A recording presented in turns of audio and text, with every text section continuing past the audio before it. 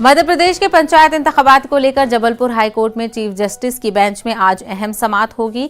4 दिसंबर को state election commission के जरिए मध्य प्रदेश में 3 मरहलों में ऐलान किए गए पंचायत इंतखाबात के तरीकेकार को जबलपुर हाईकोर्ट में चैलेंज किया गया है।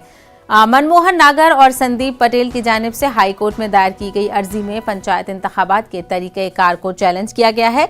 अर्जी गुजार के जरिए सवाल किया गया है कि आइन की दफा 343 सीडी के तहत रिजर्वेशन पर अमल करना लाजमी है, जबकि सरकार के जरिए 1 साल कब्ल के रिजर्वेशन को छोड़कर 7 साल कब्ल के रिजर्वेशन की बुनियाद पर इंतखाबात करवाया जा रहा है। अर्जी गुजार ने यह भी सवाल किया है कि 2014 के बाद मध्य प्रदेश में जो नया जिला बनाया गया है और 1071 पंचायतें जिनका वजूद 2014 के बाद अमल में आया है, उनका क्या होगा।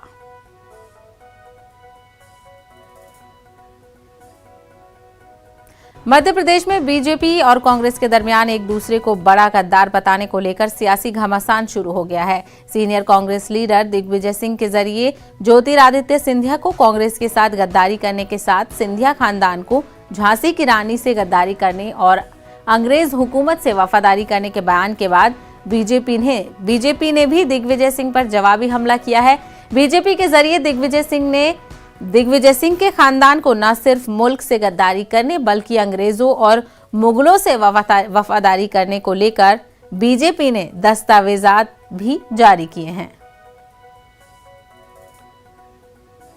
सिंधिया महाराज पूरा फायदा उठाओ कांग्रेस से, अब चलेगा भाजपा और पैसा बांटते फिरे और हमारे एमएलए और भगा के लिए।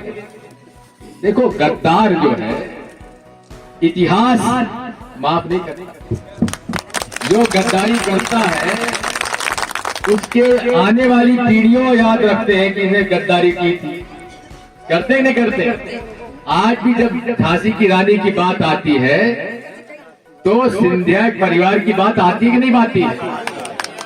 पानीपत की लड़ाई में अगर इन्होंने साथ हिंदू राजाओं का दिया होता तो हम अहमद शाह अब्दाली पानीपत की लड़ाई हार गया होता।